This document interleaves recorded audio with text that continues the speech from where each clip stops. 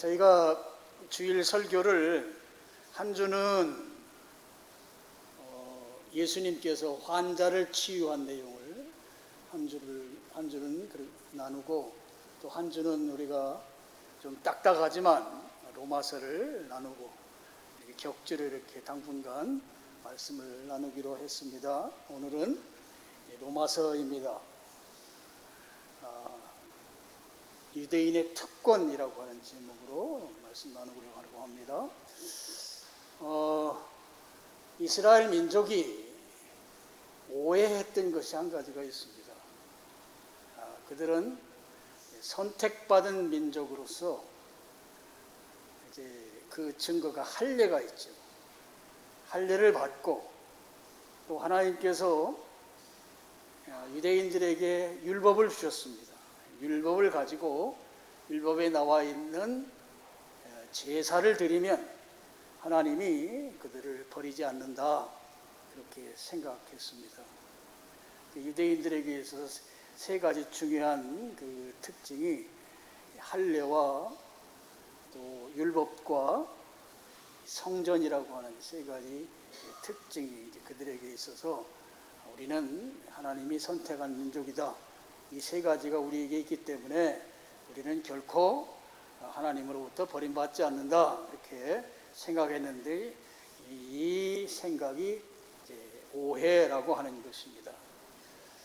하나님으로부터 버림받지 않는 민족이다, 굉장히 자부심을 갖게 만드는 그런 내용인 것이죠. 이방인들이나 이제 예수님 시대 같으면 헬라인들을 이제 이방인의 대표적인 이제 민족으로 쳤습니다. 그래서 이 헬라인들에게서는 볼 수 없는 특권을 이제 유대인들이 가지고 있었고, 그 가지고 있는 특권으로 이제 아주 자부심을 가지고 살았던 것이 유대인들입니다. 여러분, 우리가 살아가면서 자부심을 갖고 살아가는 건 좋은 것이죠. 그런데 문제는 자부심이 이제 바르지 못한 것에 근거해서 갖게 되는 자부심이 이제 문제가 되는 것입니다. 바로 유대인들이 이제 그런 경우라고 하는 것이죠. 유대인들에게는 그 세 가지 호칭이 있습니다.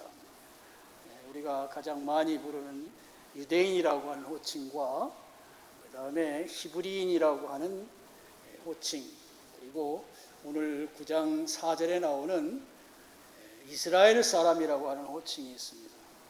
이 세 가지 호칭이 그들의 이스라엘 민족을 나타내는 용어인데, 그 중에 유대인들이 가장 좋아하는 호칭이 뭐냐? 바로 유대인이라고 하는 것이죠. 유대인은 이방인들, 특별히 이제 헬라인들과 대조된 개념으로서의 호칭입니다. 유대인들은 어떤 생각을 가졌는가 하면, 전 세상 민족을 둘로 나눌 때 하나는 이제 유대인이고 다른 하나는 이방인인데, 이방인을 이제 사람으로 여기질 않았어요. 짐승으로 여겼습니다. 그러니까 그 유대인이라고 부르는 이 용어 가운데는 굉장한 그 우월의식이 자리 잡고 있었던 것이죠. 그 민족적 우월의식을 갖도록 만드는 호칭이 바로 유대인이다 하는 것입니다.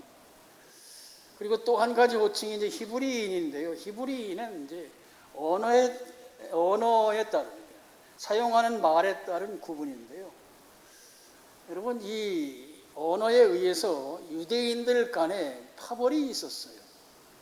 우리 사도행전 6장에도 보면 이제 안수집사를 세우는 장면이 나오는데, 그때도 이제 교회가 성도들이 드린 헌금으로 연세 많은 여인들에게 이제 구제하는 구제금을 나눠줄 때, 그 히브리인들에게는 조금 더 배려를 했고, 히브리파 유대인이죠. 히브리파 유대인, 히브리어를 쓰는 유대인.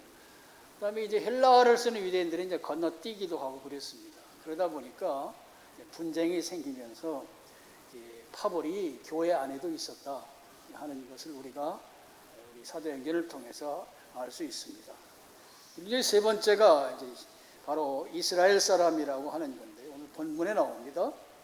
이스라엘 사람은 바로 하나님께서 야곱이라고 하는 이 아브라함의 손주죠. 아브라함의 손자인 이 야곱을 이스라엘로 개명해 준 데서 이제 이 나라가 시작된, 그러니까 가장 역사적으로 오래된 이름이고, 그야말로 유대인들에게 있어서는 이 역사 깊은 이제 그런 뿌리를 두고 있는 그런 이 자기들에 대한 호칭이 바로 이 이스라엘 사람이다 하는 것입니다. 여러분 아는 대로 야곱이라고 하는 이름의 뜻은 발꿈치를 잡았다는 거죠. 아마 태어날 때 이 쌍둥이로 태어났잖아요. 에서가 형인데 형의 발꿈치를 잡고 태어난 데서 기인해서 야곱이라는 이름을 가졌습니다. 그런데 이 이름이 이스라엘로 바뀌죠. 하나님께서 이름을 이제 약복강가에서 천사와 겨루어서 그 겨룸에서 이기게 되는 그런 과정 가운데서 하나님께서 이름을 야곱으로 바꾸어 주십니다. 이스라엘이라는 이름은 이름 뜻이 하나님과 겨뤄서 이겼다라는 뜻입니다. 하나님을 이겼다는 뜻이에요. 그런데 여러분, 인간이 하나님을 이길 수 없잖아요.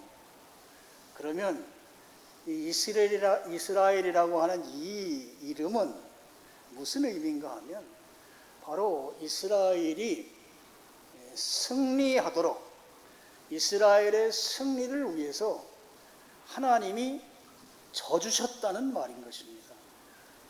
하나님께서 져주심으로 이스라엘이 이긴 것이지, 이스라엘이 하나님이 이길 수 있는 실력이 있어서 이긴 게 아니다 하는 거예요. 그러면 여러분 여기 잘 한번 생각해 보세요. 하나님께서 져주면서까지 이스라엘을 이기게 해주신 이유가 있습니다. 그 이유는 무엇인가 하면 하나님께서 그만큼 이스라엘 민족을 하나님이 통치하시겠다는 의미를 담고 있는 거예요. 내가 지지만 너희들이 승리하게 만들어주는 이것이 하나님의 통치 과정인 것이죠. 그런데 하나님께서 이스라엘 민족을 끝까지 책임지고 다스리겠다라고 하는 의미를 담고 있는 이름이 바로 이스라엘이라고 하는 이름인 것이죠. 자, 오늘 우리가 9장 4절과 5절 말씀을 읽었는데요. 여기에 이스라엘 민족에게만 있는 특별한 권리, 특권이죠. 특권이 7가지가 소개되고 있어요. 그래서 시간 관계상 오늘 3가지를 여러분들에게 말씀을 드리고 다음 시간에 나머지를 말씀드리려고 합니다. 자, 첫째 특권이 뭐냐? 4절 보시죠. 그들은 이스라엘 사람이다. 그들에게는 양자됨과 그랬어요. 이게 첫 번째 특권입니다. 하나님의 양자가 됐다 하는 게 특권이에요. 여러분, 양자가 됐으니까 하나님을 아버지라고 부를 수가 있잖아요. 하나님을 아버지로 부를 수 있는 특권이 이스라엘 민족에게 있습니다. 여러분, 아무나 하나님을 아버지라고 부를 수 있는 게 아니에요. 아무나 하나님이 아버지가 되어주지도 않습니다. 아무나 하나님을 아버지라고 부를 수 없다고 하는 이 사실, 이게 바로 이스라엘 민족에게 적용되는 특권이다 하는 거예요.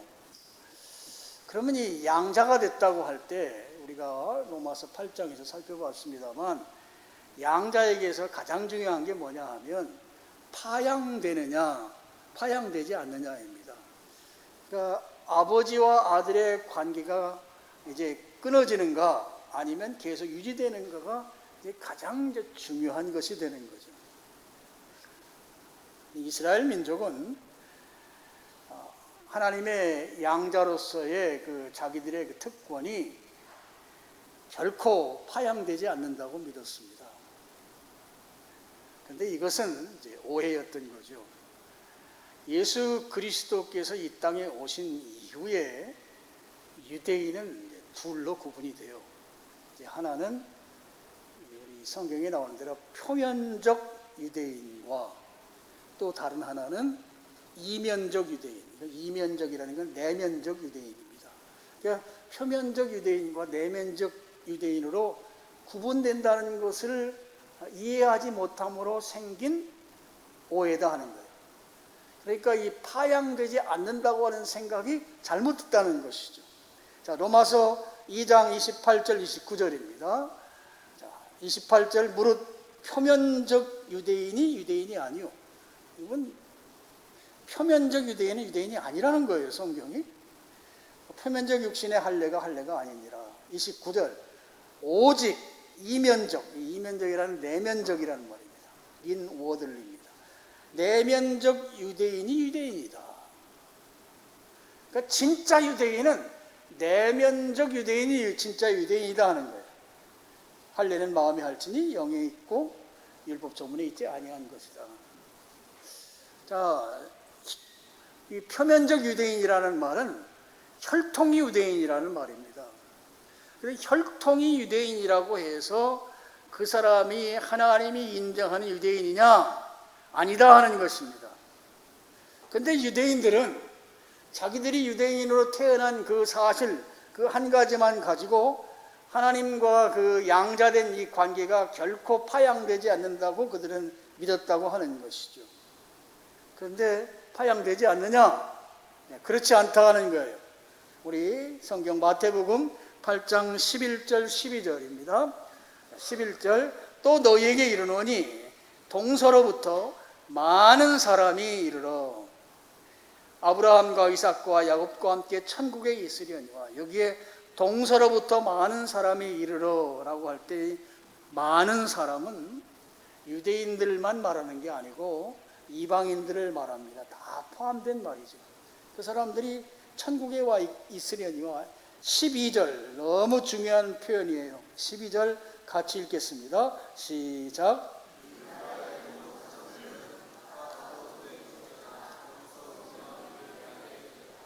이게 본자손들이라는 말이 나오죠.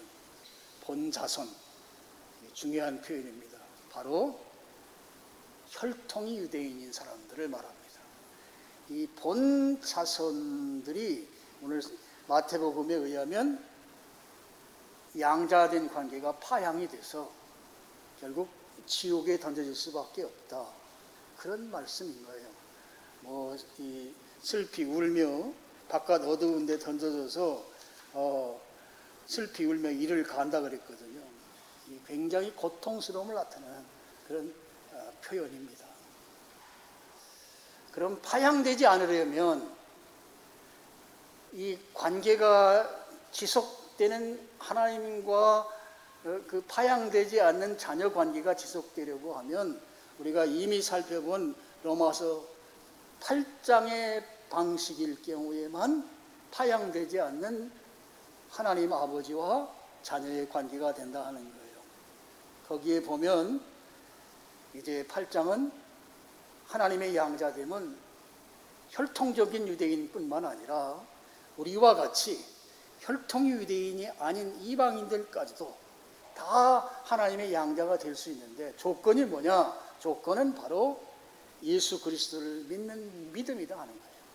예수 그리스도를 믿는 믿음으로 말미암아 하나님과 아들, 하나님과 딸로 관계에 맺어진 이 관계는 결코 파양되지 않는다 하는 것이죠. 8장 14절 이하에 쭉 나오는 내용들입니다.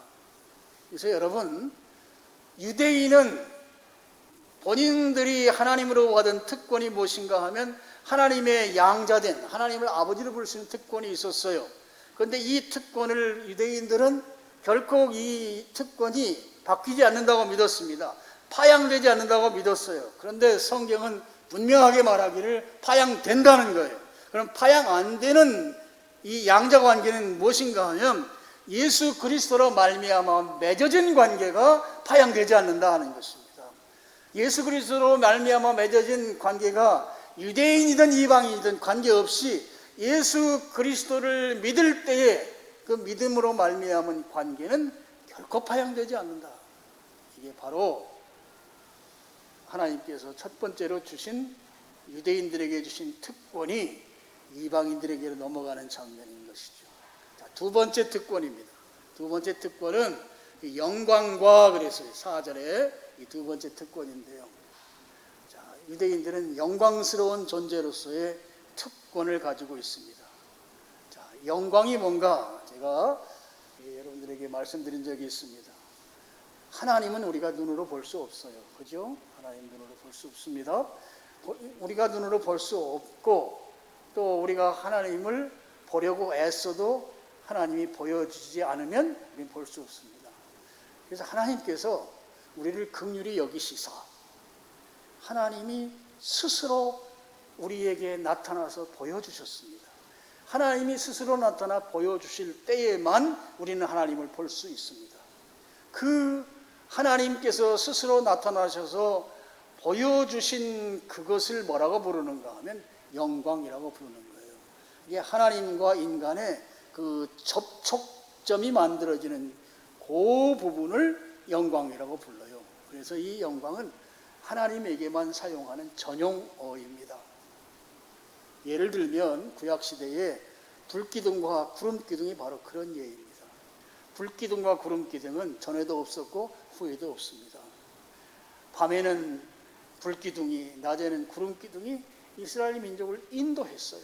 그 인도함을 받는 이스라엘 민족은 바로 그 속에서 하나님의 나타나심, 하나님의 현현이라고 불러요. 하나님의 현현을 직접 경험한 것이죠. 아, 하나님이 나타나서 보여주셨다. 뭘로? 불기둥과 구름기둥으로. 그러면서 하나님을 경험하는 이것을 영광이라고 부른다 하는 것입니다. 그런데 오늘 성경은 하나님의 영광이 아니라 이스라엘 사람들의 영광이라는 거예요. 그러면 이스라엘 민족에게서 하나님만 가지고 있는 영광이 있다는 말이거든요. 그리고 이스라엘 민족이 갖고 있는 그 영광을 우리들이 볼 수 있다고 하는 말이 되는 것입니다. 제가 이 성경 구절을 많이 소개를 하지는 않겠습니다. 시간 관계상 출애굽기 33장 18절에 보면 이제 모세가 하나님께 그렇게 기도해요. 주님, 주의 영광을 내게 보여주세요. 영광을 보여달라고 모세가 기도하거든요. 기도했더니 하나님께서 보여주시는 영광이 어디에 나타나는가 하면 모세가 성막을 짓고 성막을 완성시킵니다. 완성시키고 났는데 보니까 그곳에 구름이 그 성막을 덮어버리는 거예요. 그러면서 성경은 출애굽기 40장 34절에 하나님의 그 임재하심, 하나님의 영광이 충만하다고 표현하고 있습니다. 성전에 임재하신 하나님, 그러니까 이스라엘 민족에게 있는 이 성막이죠. 성막에 임재하신 하나님, 그 하나님을 모세에게 보여준 거예요. 그럼 성막에만 하나님께서 그 영광을 보여줬느냐? 아니에요. 여러분, 이제 솔로몬이 성전을 완성한 후에 성전 일종의 이제 헌당 예배를 드리는 때에 열왕기상 8장 11절에 보면 그 헌당 예배를 드리는데 성전에 구름이 또 가득한 거예요. 그러면서 하나님의 영광이 그 성전에 임재하셨어요. 이걸 이제 히브리 말로 쉐키나라고 불러요. 그러니까 성전에 임재하신 하나님의 영광, 또 성막에 임재하신 하나님의 영광. 모세가 하나님의 영광 보여주세요 그랬더니 성전으로 임재하신 하나님을 보여주셨다는 것이죠. 자, 이뤄볼 때 이스라엘 민족에게 주신 이 영광은 하나님께서 임재하신 성전에 있다는 것을 우리가 알 수 있습니다. 이스라엘 민족이 가지고 있는 영광은 그들이 가지고 있는, 그들 속에 있는 성막과 성전 속에서 하나님의 영광이 있다 하는 말씀인 것이죠. 제가 이런 생각해 봤어요. 오늘 이 영광이 이스라엘 민족에게만 있는 특권이라고 하면요, 성막이든지 성전이든지 관계없이 그것이 그 속에 하나님의 영광이 성전과 성막에 하나님의 영광이 임한다고 했을 때, 그때 만약에 이스라엘에 있는 그 성전과 똑같은 건물, 똑같은 이 성전 안에 있는 그 기구들을 그 안에 가득 채운다 할지라도, 만약에 그런 건물을 우리나라에 짓건 아니면 제3국에 짓더라도 그곳에는 하나님의 영광이 나타나지 않는다. 그렇게 생각할 수 있습니다. 이스라엘 민족에게만 성전을 통해서 하나님의 임재하심의 영광이 나타난다고 하는 것, 이게 그들의 특권, 그들에게만 있는 것이거든요. 그들에게만 있는 특권이라고 하면 그 제3세계 어떤 나라에도 똑같은 성전을 짓는다 할지라도 그곳에 하나님의 임재하심이 없기 때문에 하나님의 영광이 나타날 수 없다. 저는 그렇게 이 말씀을 보면서 생각을 합니다. 그러니까 이 영광이라고 하는 것이 성전을 통해서 나타난다. 성전을 통해서. 자, 오늘날은 이 영광이 어디에 있는가 하면, 오늘 고린도전서 3장 16절에 보면 우리의 몸이 하나님의 성령이 거하시는 성전입니다. 우리의 몸이 하나님이 거하시는 성전이라고요. 그래서 성령이 우리 안에 계십니다. 그래서 우리 스스로가 성령으로 말미암아 영광스러운 존재인 것입니다. 바로 이스라엘 민족이 가지고 있는 이 영광의 시대는 이미 성전도 다 무너져 지나갔고, 지금은 예수 그리스도로 말미암아 우리의 몸 안에 하나님의 성전이 있고, 그 성전 안에 성령님이 임재하시기 때문에 그곳에 하나님의 영광이 있다고 하는 것이죠. 이게 바로 영광의 특권이 바로 이스라엘 민족에게서 우리 그리스도인들에게로 넘어온 것이죠. 자, 세 번째 특징이 뭐냐? 여러분, 영광 다음에 언약들로 이렇게 되어 있습니다. 이 언약은 지금도 우리나라에서는 계약 신학교도 있고 계약 신학이라는 표현도 씁니다. 이 계약이라는 말과 같은 말인데요. 바로 갑과 을이 상호의 유익을 위해서 맺는 협약을 말합니다. 그런데 서로 유익을 위해서 쌍방 합의에 의해서 맺는 계약인 거죠. 이게 일반적인 계약입니다. 그런데 성경이 말하는 언약은 그런 의미와는 달라요. 쌍방 합의보다는 하나님의 일방적 계약이에요. 하나님께서 일방적으로 맺은 계약입니다. 하나님과 이스라엘 민족 간에 일방적으로 계약을 맺었습니다. 근데 그 계약의 제일 맨 앞에 나오는 계약의 핵심이 뭔가 하면 이스라엘 민족을 하나님의 백성 삼는 것입니다. 이스라엘 민족은 하나님의 백성이 됐어요.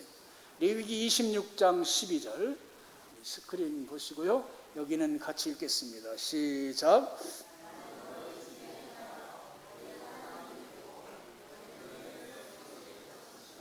나는 너희 하나님이 되고 너희는 내 백성이 된다. 이게 하나님의 일방적인 계약이에요. 그냥 이스라엘 민족을 하나님의 백성 삼아버리신 거예요. 그래서 이스라엘 민족은 하나님의 백성이 된 거예요. 하나님은 그들의 하나님이 됐고 말이죠. 그래서 이 성경이 말하는 이 언약의 특징은 하나님의 일방적인 계약이다 하는 것을 여러분이 기억하시길 바랍니다.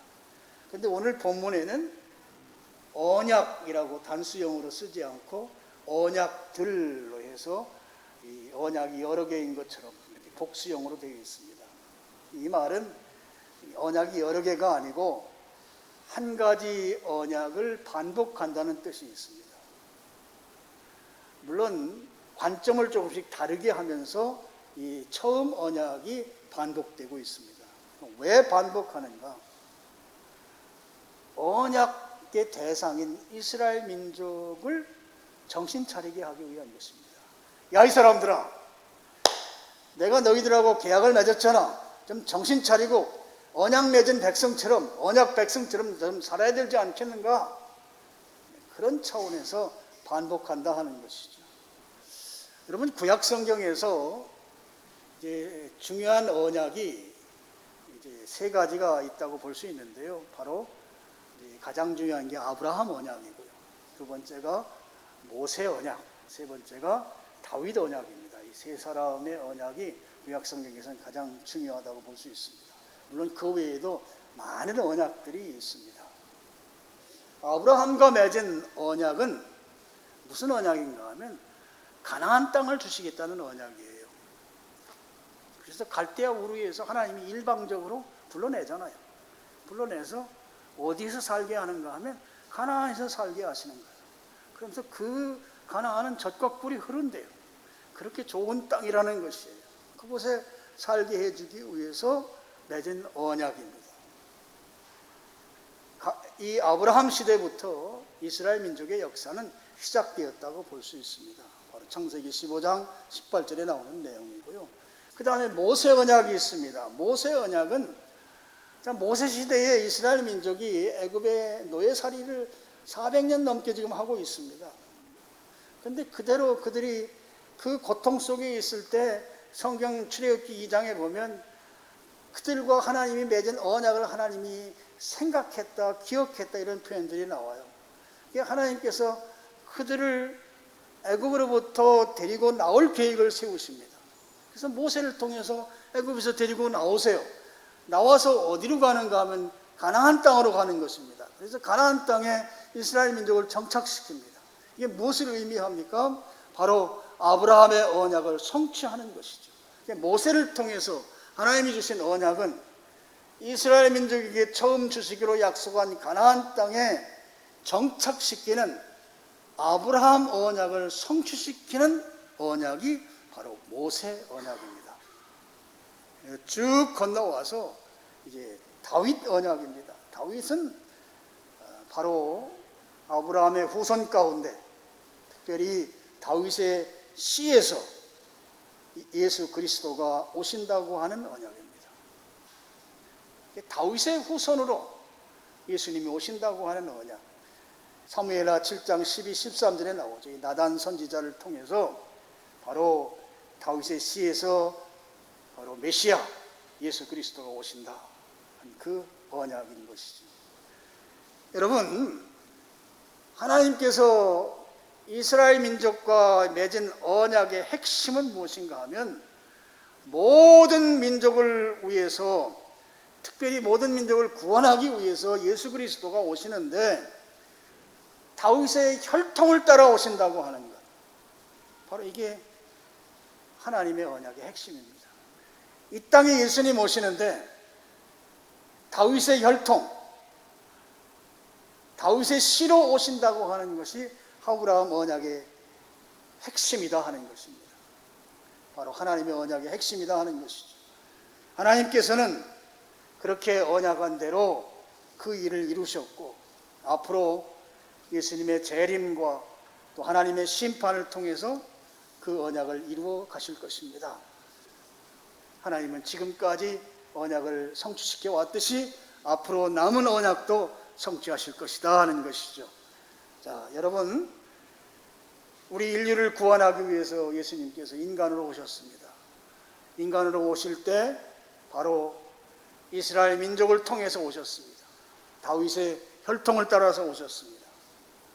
바로 이것은 이스라엘 민족에게 특권이죠.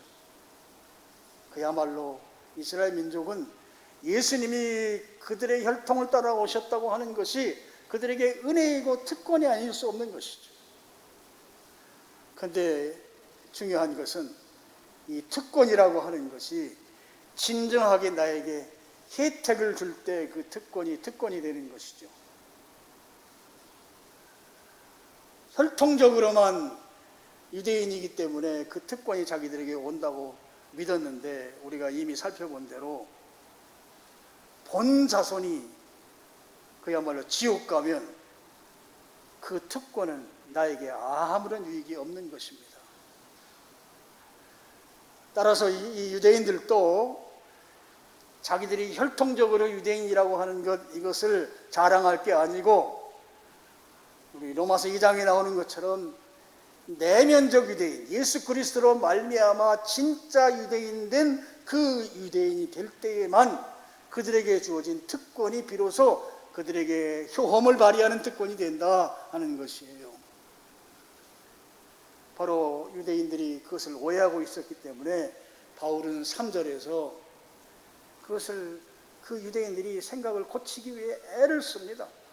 그래서 내가 저주를 받아서 차라리 예수 그리스도와 끊어져도 괜찮습니다. 유대인들만 하나님께로 돌아온다면 나야 어떻게 돼도 상관없습니다 하면서 그 안타까워하면서 하나님께 호소하는 장면이 이 9장 3절 내용이죠. 그만큼 안타까워하는 모습으로 드러나고 있습니다. 여러분, 오늘 우리는요, 혈통적인 유대인은 될 수가 없습니다. 그러니까 표면적 유대인인 거죠. 표면적 유대인은 우리가 아예 될 수 없어요. 유대인들 입장에서 보면 우리는 이방인이기 때문에 그렇습니다. 그렇지만 우리는 성경에 말하는 진짜 유대인 될 수 있어요. 어떻게 해요? 예수 그리스도를 믿음으로 내면적 유대인이 될 수 있기 때문에 내면적 유대인이 진짜 유대인입니다. 진짜 유대인이 돼서 우리는 특권을 누릴 수가 있어요. 그럼 오늘 이 세 가지 특징이 주는 대로 그럼 우리들이 누릴 특권이 어떤 특권들이 있는가? 첫 번째 특권은 하나님의 자녀로서 결코 파양되지 않는 양자됨의 특권이 우리에게 있습니다. 여러분, 예수님으로 말미암아 우리는 하나님을 아버지라고 부르고 있습니다. 그리고 이 아버지와 자녀된 이 양자 관계는 결코 파양되지 않는 영원한 아버지와 자녀의 관계라는 사실을 믿으시기를 축원합니다. 우리가 그런 특권을 가지고 있어요. 하나님의 자녀로서의 양자된 변하지 않는 파양되지 않는 그런 특권을 갖고 있다는 것입니다. 두 번째 특권은 아까 말씀드린 대로 바로 성령님께서 계시는 성정된 존재라는 거예요. 우리의 몸은 하나님의 성령이 계시는 전이에요. 성전이에요. 그 우리 몸 안에 성령님이 내주하고 계신다고요. 성령님께서 우리 안에 계신다고요. 그러니까 우리는 우리의 몸이 그냥 아무렇지도 않은 그냥 값싼 그런 몸이 아니라는 것을 여러분이 믿으시길 바랍니다. 성령님이 우리 안에 계심으로 말미암아 우리는 영광스러운 존재인 것입니다. 우리는 그런 몸을 가지고 있어요. 그래서 여러분 각자가 바로 하나님의 성전으로서의 이 영광이 여러분 안에 있기 때문에 여러분 스스로는 자부심을 가지고 내가 하나님의 영광스러운 존재다, 그렇게 믿으면서 사시는 여러분 되시기를 바랍니다. 그래서 그렇게 귀하게 여겨야 돼요. 여러분의 몸을 귀하게 여겨야 되고, 몸을 귀하게 여긴다는 것은 성령님이 싫어하는 행동들은 되도록이면 하지 않아야 합니다. 성령님이 좋아하는 일만 해야 하는 것이에요. 그게 우리가 마땅히 해야 할 일입니다. 왜요? 성령님 우리 안에 계셔서 우리는 영광스럽기 때문이에요. 그리고 성도들과 서로 관계가 안 좋아도 안 돼요. 우리 영광스러운 존재가 관계가 안 좋으면 되겠어요? 안 되는 것이에요. 관계가 좋아야 하는 것입니다.